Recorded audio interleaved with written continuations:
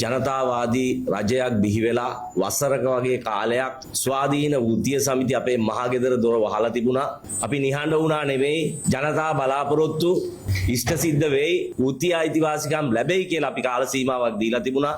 පුරා වසර 35ක් මීරිගම ප්‍රදේශයේ සුවහසක් දුවපුතුන් ගණිතයෙන් විශිෂ්ටයින් බවට පත් කළ යුගයේ අද්විතීය ගණිත පාඨමාලාව 6 සිට 11 වෙනි දක්වා 2026 නවපන්ති ආරම්භය ජනවාරි මුල් සතියේ සිට සක්සස් උසස් අධ්‍යාපන ආයතනය සම්පත් බැංකුව උඩුමහල මීරිගම මෙහෙයවීම රුවන් සමරතුංග විමසීම් 071 81 21 686 076 7455 අද අපි අපේ දොර ඇරලා මකලු දැල් කඩලා අපි අපේ නැවත අපේ මහගෙදර වැඩ පටන් ගත්ත දවස තමයි අද.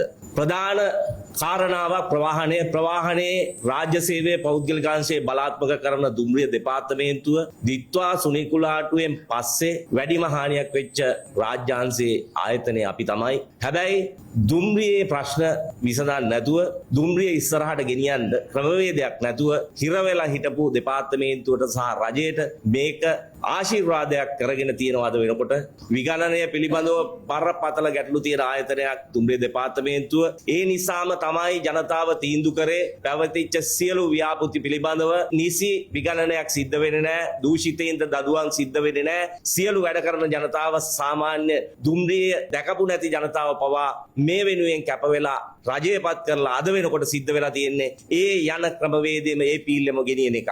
දැන් තව සතියකින් මහව ඕමන්තේ අවසන් වුණු ව්‍යාපෘතියේ නැවත පාලන් තියන්න ක්‍රියාත්මක වෙනවා. හැබැයි පැවති රජයන් සියලු දෙනා මේ ව්‍යාපෘති කොන්දේසි වලින් පටහැනිව කාල සීමාවට ව්‍යාපෘති ඉවර කරේ නැත්නම් දවසකට ඩොලර් 10000ක දඩයකට යටත් වෙන ක්‍රමවේදයක් තිබුණා. නමුත් ඒක වහගන්න අලින්ට යන්න උමකක් හදනවා කියන ව්‍යාජ ක්‍රමවේදයක් ගෙනල්ලා පැවති රජයන් ඒක යටපත් කරලා තියෙනවා. කිසිදු ප්‍රායෝගික විසඳුමක් නෙමෙයි ඒ අලියුමක කාසිකොටේ හදන එක අදටත් කරගන්න බෑ. අලින්ට මාරු වෙන්න පුළුවන් විදියකට ඒක හදා ගන්න බෑ. දැන් මේ වෙනකොටත් ඩොලර් මිලියන 5ක පරිත්‍යාගයක් කියලා සුලිකුණාටුවෙන් හානි වුණා කියලා මේ ලේබලේ අලෝලා මේ ව්‍යාපෘතිය යට ගහගෙන නැවතත් ගෙනියන්න හදනවා. මේ එක කාරණයක් විතරයි. මම හිතන්නේ අපි වෘත්තීය සමිති විදියට දිගින් දිගටම පැවති රජයන් වල ගෙනාපු එන්ජින් අවසානට ගෙනාපු M11 පන්තියේ ඉන්දියන් එන්ජින් වල පැවතිච්ච අඩුපාඩු අද වෙනකොටත් ඒ එන්ජින් වලින් අවසානට ගෙනාපුවාන් 150ක් දාවන තත්ත්වෙන් එළියට ගිහින් තියෙන්නේ. මේවා පිළිබඳ හොයන්න කටයුතු කරන්නේ නැහැ. ඉතින් අපි එහෙමනම් කියනවා මේ යන මර්ධනය වෘත්තීය සමිති මර්ධනය කරමින් නෙමෙයි ජනතාව වෙනුවෙන් කරන වැඩ කොටස තාමත් කරන්න බැරියයි ජනාධිපතිතුමනි. ඇයි ප්‍රවාහන ඇමතුමනි ඔබතුමාලා නිහඬ? මේවාට විසඳුම් ලැබිය යුතුයි. මම හිතන්නේ රටේ ප්‍රධානම ප්‍රශ්න ටික තමයි අධ්‍යාපනයේ සෞඛ්‍ය සහ ප්‍රවාහනය. මේ ගල් තුන පෙරලාගෙන එහෙමනම් නීතිපතිගේ මේ ගිනි සුළඟෙන් අවුලෝගෙන තැපෑල khනිජ තෙල් විගණකාධිපති ප්‍රශ්නය මේවා ඇතුළට දාගෙන මේ ප්‍රශ්න යටපත් කරගෙන හිතනවා නම් හැබැයි පළමු ගල් තුන පෙරලාගෙන මුටිය බිඳ ගන්න හදන්න එපා කියන අපි දැවැන්ත ඉල්ලීම සහ එක හඬින් අපි වෘත්තීය සමිති විදියට මේක ප්‍රකාශ කරනවා. බලාපොරොත්තු වෙන්නේ අපි නිහඬව හිටියා නෙමෙයි, අපි බලාපොරොත්තු වෙන්නේ ජනතාවගේ පැත්තේ ඉඳගෙන මේවට ප්‍රශ්න වලට විසඳුම් දෙන්න, මේ කාරණා ඉස්සරහට ගෙනියන්න. හැබැයි විසඳුම වෙනුවට මර්ධනය නම් එන්නේ වෘත්තීය සමිති වෙනුවෙන්. ඒකටත් අපි ළඟ උත්තර තියෙනවා කියන එක රජයට අපි නැවත නැවතත් ප්‍රකාශ කරනවා.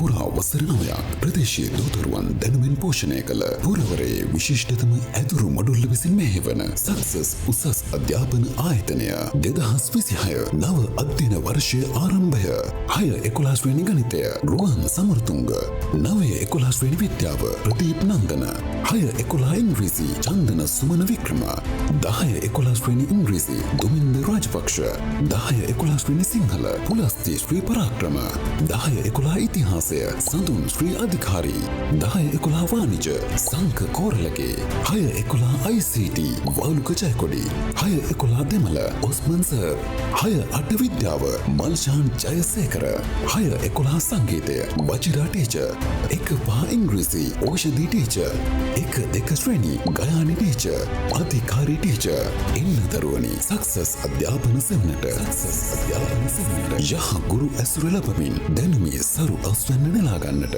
විමසීම් 071-812 1686 සක්සස් උසස් අධ්‍යාපන ආයතනය සම්පත් බැංකුව උඩුමහල පස්යාල පාර මීරිගම